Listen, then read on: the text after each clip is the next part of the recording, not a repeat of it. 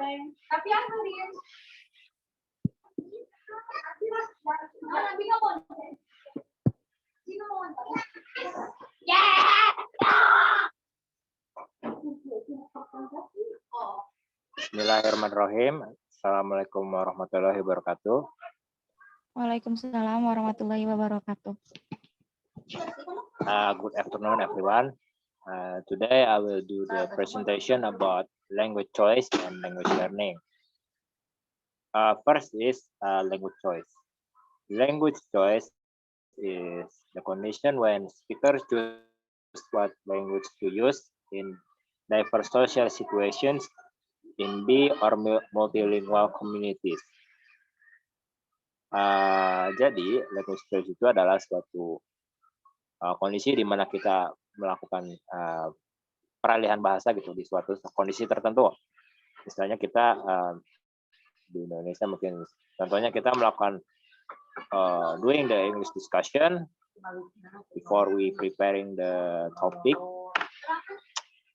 We decided to choose a topic for English discussion in Indonesia, but when we in the discussion, we are using English language to communicate, to discuss.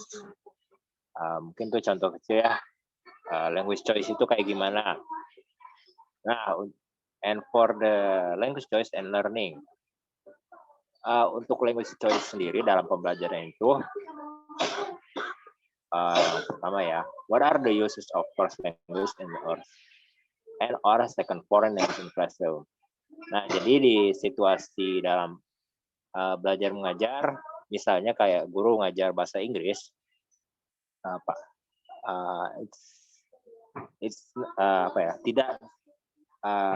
teacher tidak sepenuhnya using English language to teach their student, but also they use first language in the classroom.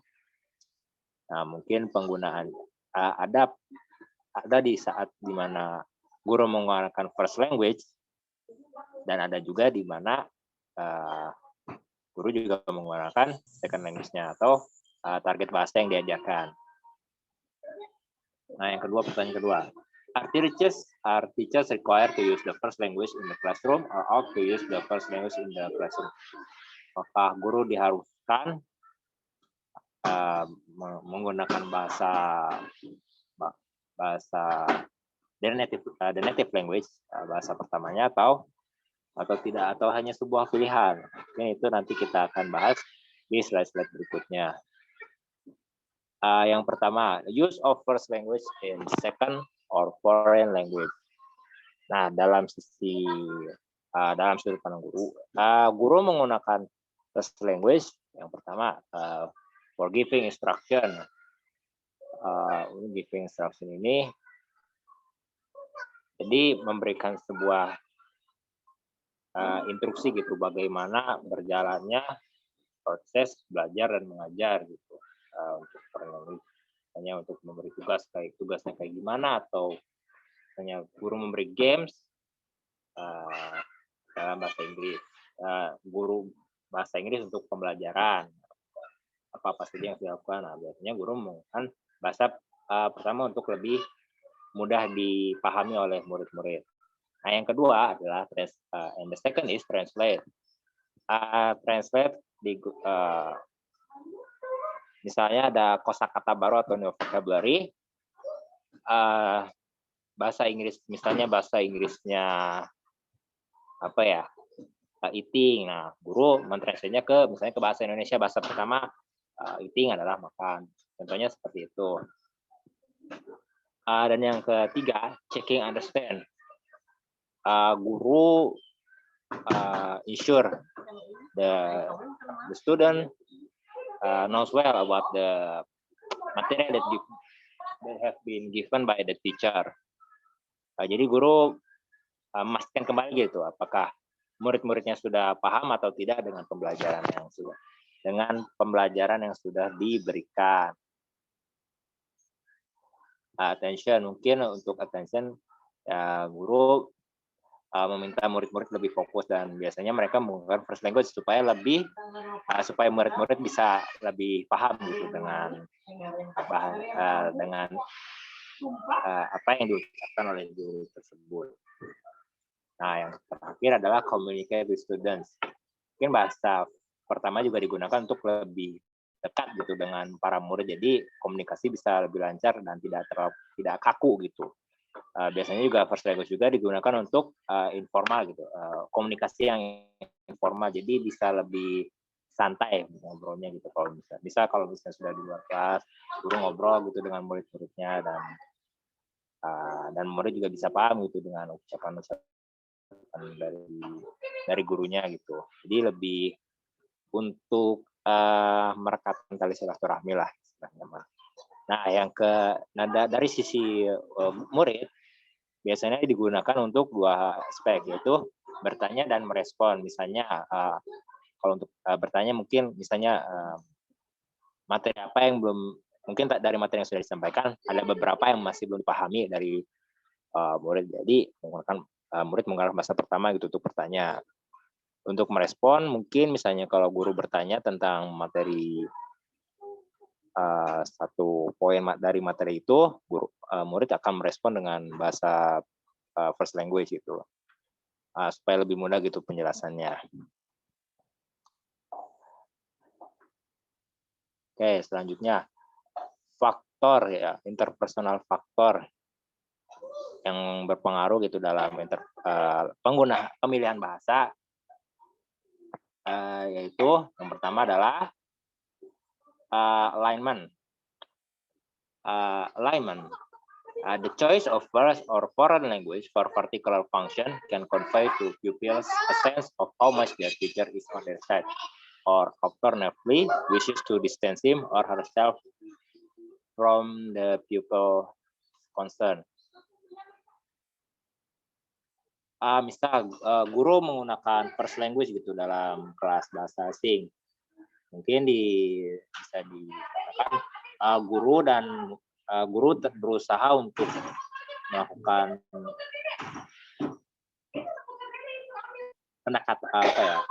berusaha untuk bisa dekat gitu dengan murid-muridnya.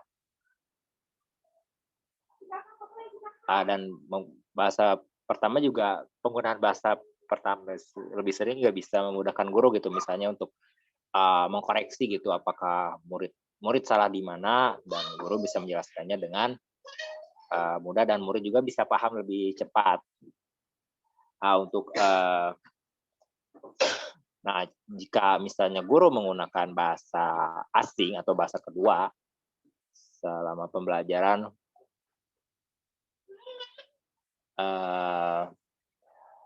bisa kemungkinan gitu menandakan guru melakukan jarak gitu,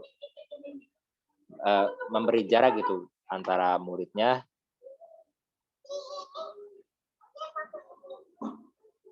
berjarak gitu antara murid itu, untuk dan mungkin hanya untuk menyampaikan materi saja.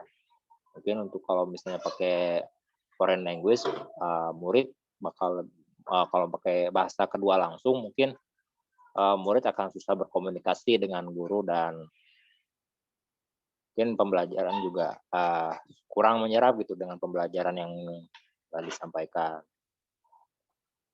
Oke. Yang kedua, emphasis. The choice of first or foreign language may serve to emphasize the importance of what is being said. The use of first language to control any discipline may underline the seriousness of the offense, while using the foreign language may de-emphasize the importance and thus work only for less serious problem. Jadi untuk penggunaan dalam sistem emphasis itu misal untuk penggunaan bahasa pertama mungkin untuk mengontrol berjalannya pembelajaran dan untuk mendisiplinkan murid-muridnya gitu, dan supaya murid mendengar gitu apa yang diucapkan guru. Untuk foreign language mungkin digunakan untuk penyampaian materinya gitu, materi yang disampaikannya. Untuk penggunaan masa pertama ini untuk mengontrol dan mendisiplinkan gitu. Nah, untuk foreign language mungkin untuk penyampaian materinya saja gitu, materi yang disampaikan. Dan yang terakhir adalah evaluation. The choice of language also carries attitudes and values to foreign language learning. A teacher who uses the foreign language only for a content of a lesson and not for other purpose reinforces the idea that the foreign language is a subject of study rather than a means of a communication. Jadi untuk guru yang menggunakan bahasa asing untuk alasan pembelajaran, mungkin menganggap apa yang diajarkan itu sebagai subjek untuk pembelajaran, bukan untuk suatu komunikasi. Mungkin untuk dari 3 aspek itu mungkin ada yang bisa diperhatikan, dari hal-hal yang bisa diperhatikan aspek mengajar nanti gitu. Yang pertama adalah starting small gitu ya. Untuk starting small, guru bisa memulai menyelipkan sedikit gitu bahasa kedua atau bahasa target yang diajarkan sebanyak mungkin, tapi tidak lupa juga dengan bahasa pertama juga untuk sebagai introduksi, tapi lebih dikembangkan sedikit demi sedikit gitu untuk penggunaan target language-nya, supaya murid juga bisa menggunakan second language yang diajarkan. Ensure that use of first language supports the children language learning. Dan yang kedua, teacher-led choice. Keputusan guru dalam menggunakan bahasa cukup penting gitu. Misalnya penggunaan bahasa pertama pasti akan digunakan gitu untuk memudahkan komunikasi antara murid dan guru. Tapi tidak lupa juga guru juga harus menggunakan target language juga supaya murid bisa menerapkan target language yang diajarkan gitu. Explaining no language. When new words or sentence pattern are encountered, pupils need to work out their meaning, and as with their lesson we look at above, many teachers may feel that they can help in this process by giving a translation into first language. Nah, mungkin misalnya di situasi di mana murid menemukan kosakata baru atau pattern structure bahasa kayak grammar yang belum mereka kan. Nah, guru bisa mengajarkan mereka, guru bisa membantu mereka untuk menerjemahkan kosakata baru itu, atau mungkin memberi pengertian lagi tentang struktur kalimat yang ada gitu, yang ada di dalam pembelajaran. Giving instruction. When a lesson involves a change of activity, such as a children moving into groups or starting a new class, use of first language may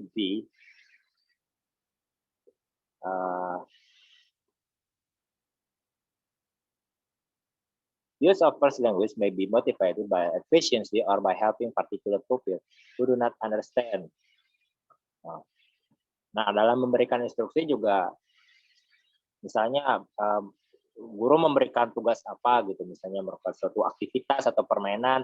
Nah, guru juga harus bisa memberikan instruksi yang jelas. Mungkin sebaiknya untuk memberikan instruksi, guru menggunakan first language mereka supaya murid bisa lebih paham gitu dengan apa yang diarahkan oleh guru dan bagaimana cara permainan itu bekerja gitu. And then there is checking understanding. Checking that children have understood explanation and instruction is important for class management and for learning. So often, children come back after an activity has started and ask that they want to do.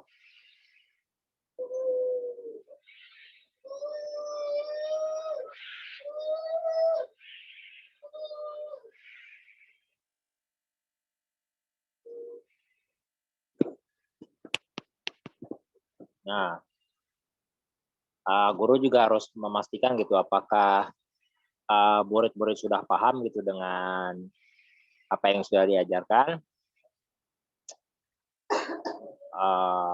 mungkin misal kalau misalnya ada mungkin murid ada beberapa harus memerhatikan dengan jelas gitu apakah mereka sudah mengerti atau tidak. Kalau misalnya dengan pertanyaannya atau tidak, pasti kita semua menjawab ya. Tapi mungkin untuk mengeceknya lagi dengan cara gitu memberi contoh atau kalimat yang menggunakan materi yang sudah diajarkan kayak gitu. Jadi biar bisa memastikan apakah mereka sudah paham atau belumnya. And then talk about learning. Talk about learning was seen to be a clear example of where use of the first language might actively support the foreign language learning. First language might well be supportively used in discussing how children like to learn good study habits, why the foreign language should be used as much as possible, while sometimes making mistakes does not matter, and so on. Mungkin untuk aspek talk about learning itu aspek bagaimana guru gitu memotivasi gitu murid mereka untuk mempelajari foreign language ini gitu. Jadi lebih baik menggunakan first language gitu agar setiap ucapan atau kata-kata yang diucapkan oleh guru bisa diserapi atau dipahami oleh murid-murid. And then let's talk about language method of foreign language and terms can be gradually introduced.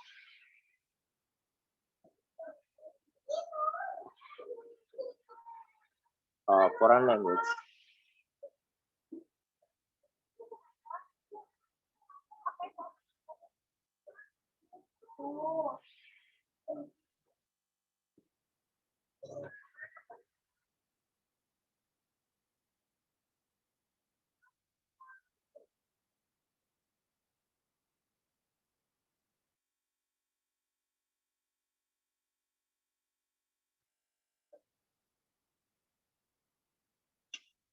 Untuk foreign language mungkin kayak mungkin misalnya membuat perbandingan gitu dengan bahasa asli mereka dengan bahasa yang diajarkan gitu.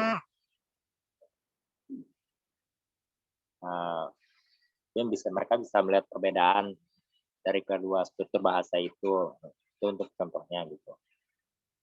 Feedback, and then there's feedback.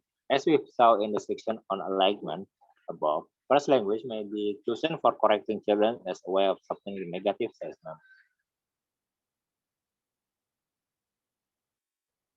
Nah, untuk feedback ini, aspek feedback ini yang kita tahu ya, feedback untuk memberikan tanggapan gitu dengan misalnya apa yang dikemukakan oleh murid dan guru pun memberikan tanggapan misalnya untuk mengkoreksi kesalahan mereka gitu. Untuk mengkoreksi kesalahan mereka di mana dan mungkin untuk dan bagaimana cara memperbaiki itu. Disiplin. While non-serious instances of misbehavior such as noisiness can be dealt with in the foreign language places, then over time there may be more serious breaches of discipline that require use of first language. Nah, untuk kedisiplinan gitu, guru juga harus menerapkan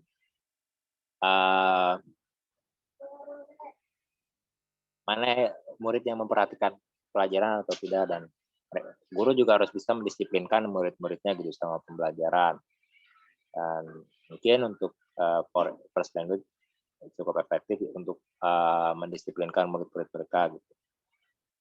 Informal talk, mungkin untuk informal talk juga lebih kayak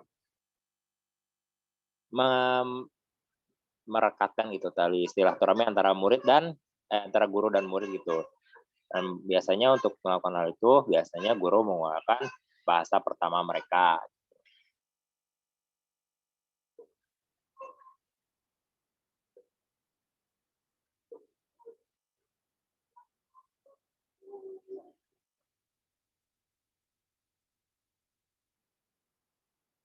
Dan yang terakhir adalah making language conscious. Less to context of use emphasis the pretendency of using the language. Then trying to ignore this, we might use it to make pupils more aware of their language choice. Teacher in mata.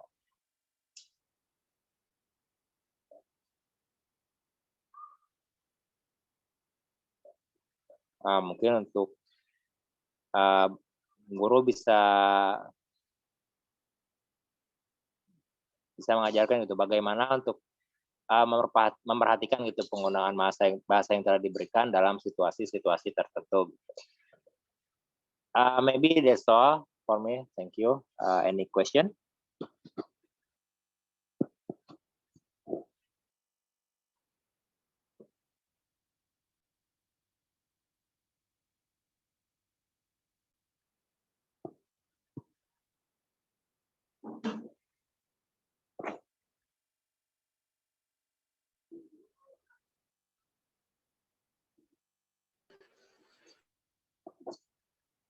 Mungkin sekian dari saya. Ada yang ditanyakan? Mohon maaf mungkin agak pembahasannya agak mutar-mutar. Mungkin jika ada yang ingin ditanyakan, silahkan bisa ditanyakan kembali mengenai materi yang belum dipahami.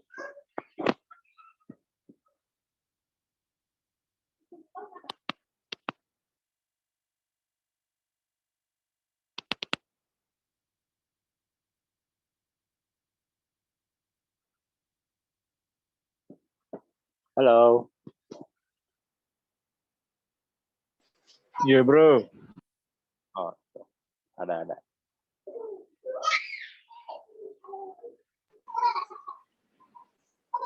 Gini, bro. Ini mah tentang pemahaman atau teknik penyampaian guru geningan, bro. Penggunaan bahasanya ya. Pemilihan bahasanya gitu ya. Jadi, benar, bro. Jadi kan kalau guru menyampaikan atau menjelaskan, kan beda-bedanya cara menyampaikan. Kadang ada di murid teh susah menerima atau susah menangkap ginian. Nggak semua kan cepat respon nanti bagus, pemahaman nanti gampang ditangkap. Ada juga yang susah geningan, bro. Oke. Nah, jadi pertanyaan nama ketika guru menyampaikan gitunya, terus menyampaikan memang sudah dipersiapkan gitu, sudah benar-benar detail, jelas, terus to the point gitu. Tidak muter-muter dulu atau tidak kemana-mana, tidak bertele-tele. Tetapi di si anak di murid memang kesulitan menangkapnya gitu. Kalau gitu, kumaha bro?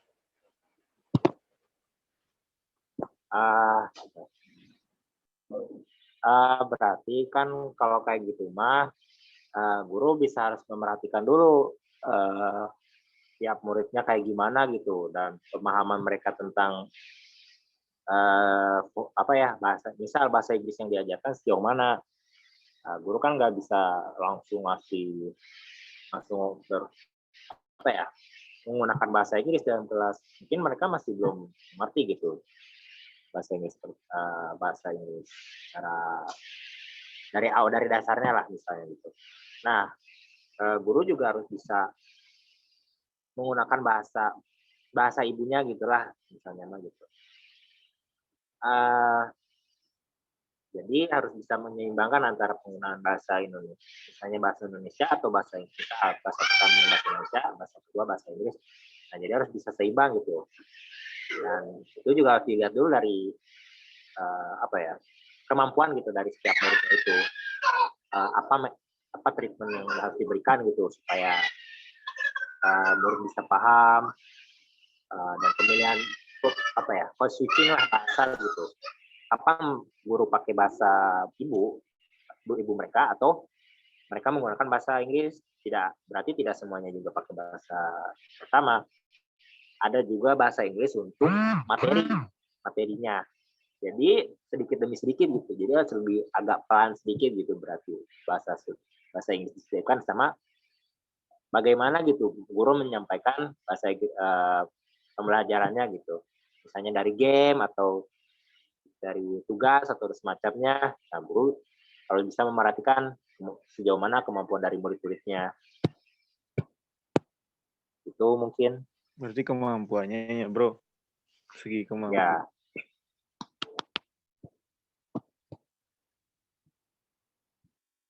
Ya mah kenal dulu lah sama muridnya itu kayak gimana. Udah mungkin. Sudah. Siap bro. Ada lagi? Ada lagi yang ingin bertanya?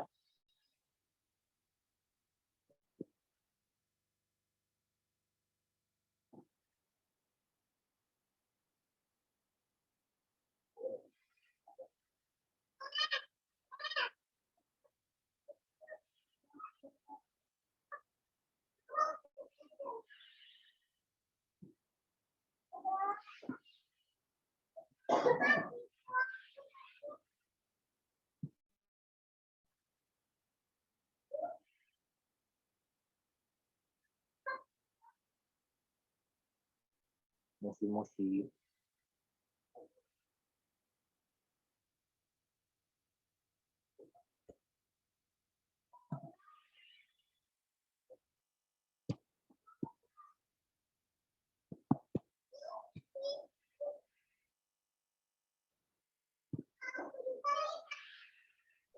Mungkin Tani izin menanggapi ya soal tadi Boleh. pertanyaannya Farhan. Kalau misalkan bagaimana cara guru mengajar pada anak-anak yang memang mempunyai kesulitan belajar gitu ya, atau yang lambat. Mungkin ya betul kata adik kita tadi, ya sebagai guru kita harus tahu dulu bagaimana murid kita. Kita harus kenal dulu mereka mungkin ya. Kalau di ISP kita tahu tentang need analysis-nya mereka gitu. Kita harus tahu dulu mereka kayak gimana. Tapi mungkin selain itu, kita sebagai guru juga bisa mengajarkan mereka bahasa Inggris yang simpel, yang benar-benar simpel, yang gampang dimengerti oleh mereka. Jangan sampai kita mengajarkan bahasa Inggris yang bahasanya terlalu sulit dimengerti gitu ya. Bisa kita persimpel, mungkin kalau materi ajarnya memang agak berat, kita persimpel aja bahasanya sehingga muatan yang diajarkannya tersampaikan, mereka juga mengerti, dan kita juga bisa mengajar mereka secara serentak gitu. Dan kalaupun masih ada student yang masih belum mengerti gitu ya, mungkin bisa diberikan kelas tambahan gitu ya setelah pembelajaran. Mungkin tidak lama, setengah jam gitu kita ambil anak yang mungkin memang sulit untuk atau memiliki masalah ya dalam pembelajaran, kita ambil mereka, kita pisahkan, mungkin ada beberapa orang, kita kasih lagi materi yang itu, tapi lebih dipersimpel lagi sehingga mereka juga tidak ketinggalan sama yang lainnya, seperti itu. Dan juga tidak mengganggu KBM atau kegiatan belajar mengajar di kelasnya gitu. Kan kasihan ya kalau kita lebih memperhatikan kepada yang murid yang memiliki masalah belajar, murid yang lain gitu ya yang mereka belajarnya cepat gitu. Jadi terhambat gitu. Jadi kita bisa menggunakan kelasnya itu ya dengan KBM seperti biasa, dan untuk murid-murid yang memiliki masalah dalam pembelajaran, mungkin kita akan pisahkan dan kita ajarkan juga lain di sepulang sekolah gitu, atau sepulang pembelajaran kita ajarin lagi. Tapi ya jangan lama-lama, setengah jam atau 1 jam juga cukup. Kalau menurut ini sih kayak gitu ya, lebih efektif kayak gitu, daripada nantinya kalau di sekolah kan kita mengenai tentang remedial ya, daripada nanti remedialnya di akhir, kasihan ngejar ketertinggalannya terlalu jauh. Menurut ini mah seperti itu sih.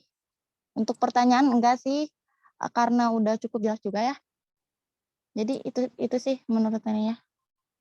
Tapi kalau teman-teman yang lain punya pendapat yang lain gitu ya, silahkan kita.